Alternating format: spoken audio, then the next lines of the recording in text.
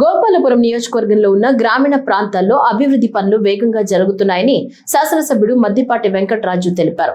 తూర్పుగోదావరి జిల్లా నల్లజర్ల మండలం పోతవరం గ్రామంలో జల్ జీవన్ మిషన్ పథకంలో భాగంగా 275 కుటుంబాలకు ఉచితంగా మంచినీటి కుళాయిలను ఏర్పాటు చేసే కార్యక్రమంలో ఆదివారం ఆయన పాల్గొన్నారు. అనంతరం ఆయుష్మాన్ వెల్నెస్ కేంద్రం నిర్మాణానికి శంకుస్థాపన చేశారు.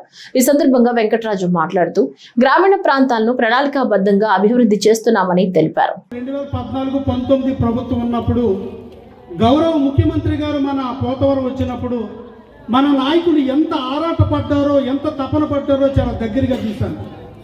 ఎందుకంటే ప్రభుత్వం ఇచ్చే డబ్బులేమో ఒకలాగున్నాయి, ఇక్కడేమో క్షేత్రస్థాయిలో ఇక్కడ రేటేమో మరోలా ఉంది.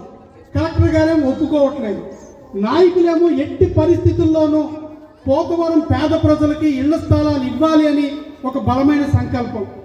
అయితే ఆ మధ్యలో ఉన్న గ్యాప్ని ఆఖరికి నాయకులు ఏమన్నారంటే మేమే ఆ డబ్బులు వేసుకుంటాం, మేమే ఆర్థిక భారాన్ని భరిస్తామని చెప్పి వాళ్ళు అదనంగా ప్రభుత్వానికి ఇచ్చే డబ్బులకి అదనంగా వాళ్ళు జేబుల్లో డబ్బులు తీసి రైతులకు ఇచ్చి స్థలాల సేకరణ చేసింది ఆ రోజుల్లో మన తెలుగుదేశం పార్టీ నాయకులు.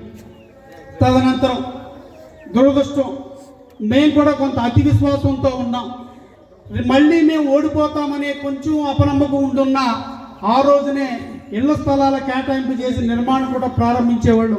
కానీ ఎంతో ఆలోచనతో దాన్ని ఒక లేఅవుట్ లాగా చేసి ఒక మంచి క్యాంపస్ లాగా తయారు చేద్దాం అనుకున్నాం. ఖచ్చితంగా మనం అక్కడ సీసీ రోడ్లు పోయాలి, డ్రైనేజీలు కట్టాలి, ప్రతి ఇంటికి కుళాయి నీళ్ళు ఇవ్వాలని చెప్పి తపన పడ్డాను. ఒక్కసారి వీడియోలు ఆపండి.